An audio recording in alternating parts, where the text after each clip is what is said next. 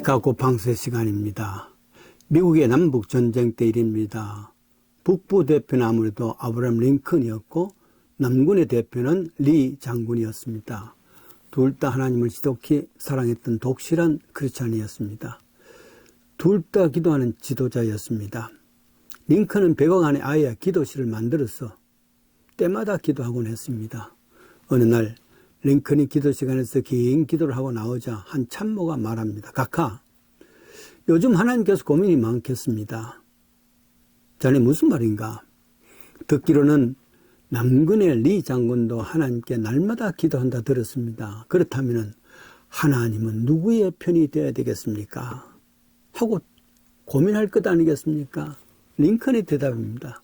자네 무슨 소리? 자네가 오해하고 있네.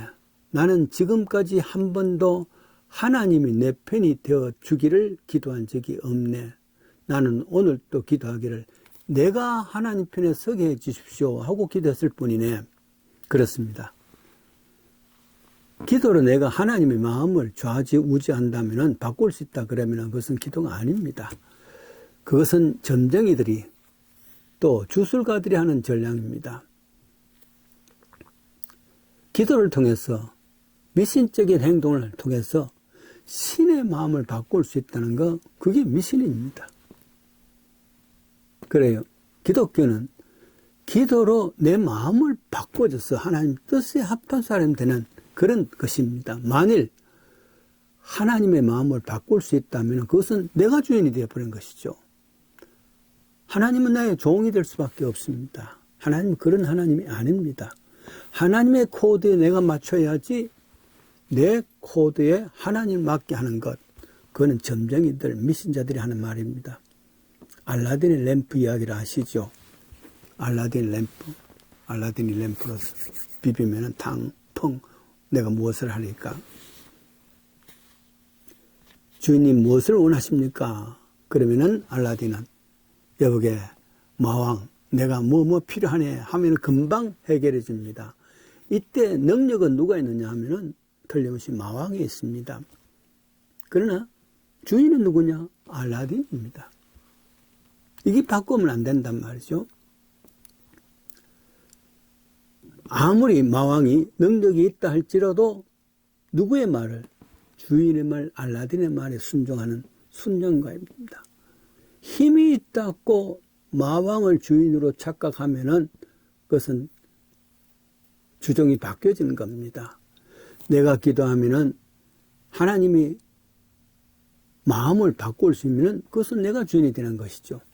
하나님은 단지 알라딘의 램프에 나오는 마왕에 불과할 수밖에 없습니다.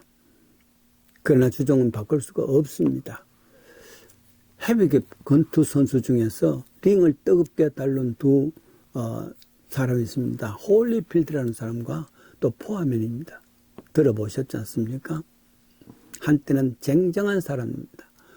그와 동시에 두 사람 다 아주 영적인 사람입니다.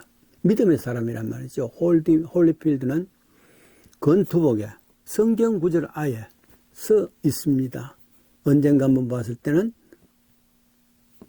저 로마서를 거기에 선 것도 8장 23절이었습니다. 너희가 육신대로 살면 반드시 죽을 것이라 돼. 영으로 살면 그리고 몸의 행실을 죽으면 살리라. 그런 어려운 영적 성구를 가운에다가 써서 나오는 때가 있습니다. 동시에 포함에는 누굽니까? 전도사입니다. 예. 설교하는 전도사입니다. 자, 그렇다면은 생각해 보세요.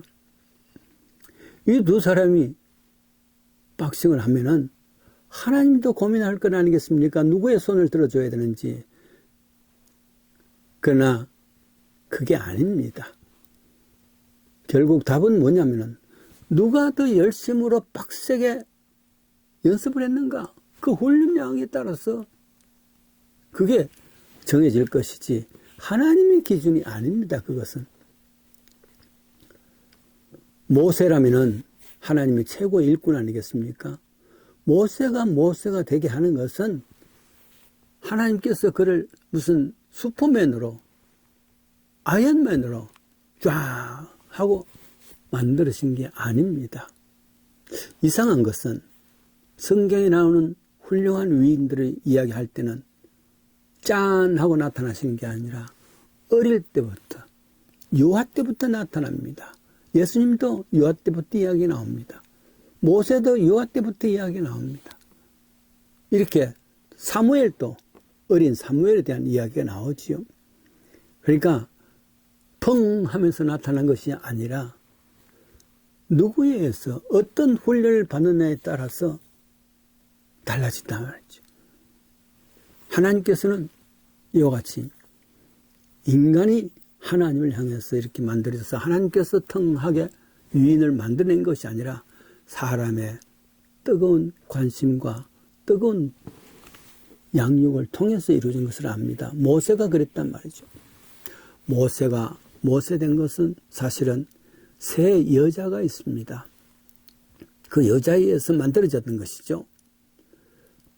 첫째 우리가 생각할 수 있는 사람은 모세가 모세된 것은 어머니 요베겟이 최고의 출애굽기 6장 20절입니다. 당시 애굽에는 남자 아기를 낳으면 무조건 저 하수 나일강이죠. 던져 죽겠습니다. 이런 상황인데도 불구하고 요베겟은 아들을 낳고 보니까 그 아들이 정말 준수함을 보았단 말이죠. 자기 자식에 대해서 가능성, 준수함을 보았다는 것 참 귀한 것입니다. 그래서 석 달을 숨었습니다. 이것은 자기가 죽을 각오를 하고 있는 것 아니겠습니까? 석 달 좀 지나니까 아주 울음소리도 웅장하고 그러니까 자칫하다가는 주위의 사람까지 다친단 말이죠. 더 이상 숨길 수 없어서 이번에 하나님께 맡기 위해서 가을 상자에다가 거기에 해서 넣어서 나일강에 떠내보냅니다. 이 생명은 하나님께 맡깁니다 하고 그랬었죠. 왜 그것은 그렇게 해서 생명을 보존하는 역할을 합니다. 생명의 보존입니다. 목숨을 걸고 모험을 했습니다. 히브리서 11장 23절에 이르는 믿음으로 모세가 났을 때 부모가 아름다운 아임을 보고 석 달 숨겨서 바로의 명령을 무서워하지 아니했다. 순교를 각오한 것이지 않요. 그렇습니다.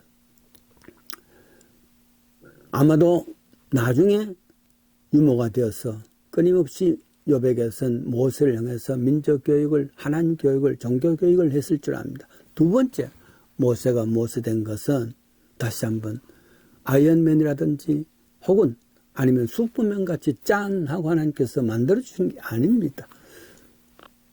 두 번째는 모세가 모세된 것은 그 누이 미리암입니다. 출애굽기 2장 4절에 보면은 모세를 강우에 던졌을 때 이게 어떻게 될 것인가 관심을 가지고 끊임없이 참 계속 따라가서 보는 워칭하는 사람이 있습니다. 모세의 누이 미리암입니다. 나중에 바로의 공주가 이 모세를 데려갈 때까지 계속 따라갔단 말이에요. 그게 무슨 말이겠습니까? 한 사람이 잘하게 되는 것은 끊임없는 돌봄과 끊임없는 계속적인 관심이 필요하다는 것. 그것은 바로 이 미리암이 한 일입니다. 그래서 나중에 건져질 때까지 계속해서 가다가 공주가 있을 모세를 발견하고 건졌을 때 금방 유모가 필요합니까? 하고는 자기 어머니를 소개를 했지 않습니까? 그러니 모세가 모세된 것은 미리암의 계속적인 관심과 계속적인 그러한 참 끊임없는 관심이 있다는 것. 세 번째입니다. 모세가 모세된 것은 결국 애굽의 공주였죠. 이름은 나오지 않습니다만은 불쌍히 여겨서 사람마다 다 불쌍히 여기는 마음이 있지 않습니까? 이것이 하나님의 마음이기도 합니다. 불쌍히 여겨서 이 아이를 키우게 됩니다. 양육이죠. 양육. 끊임없는 양육입니다. 아마도 주위에 여러 가지 질책을 많이 받았을 줄 압니다. 그래도 그 마음에 있었던 그 불쌍히는 마음이 양육을 대신했습니다. 사람도 그러하고 교회도 그러하고 또 모임도 그러합니다. 첫째, 가능성을 가지고 준수함을 보고서 목숨을 건지는 일. 그게 요백의 시하는 일이었죠. 두 번째, 이것을 통해서 계속해서 관심과 케어를 할 수 있는 것. 그렇습니다. 세 번째는 양육하는 것이죠. 그 당시에 애굽의 모든 참 학문을, 앞선 학문 아니겠습니까? 무예를 다 배우게 했던, 양육시키는 이 바로의 공주로 의해서 모세는 모세되었다. 그런 말입니다. 지금도 내가 케어하는 교회, 내가 케어하는 사람들, 이 사람들에게 이 세 가지 세 여인이 했던 역할, 출생하게 하고, 케어하게 하고, 계속 양육할 수 있는 그런 마음이 있다면 내가 섬기는 교회도 잘할 수 있고, 내가 섬기는 내가 케어하는 아이들도 더 잘 자랄 수 있으리라 믿습니다. 모세가 되었던 새 여인에 대한 생각을 하면서 우리 또한 그와 같은 역할을 감당하는 하나님의 백성 되십시다.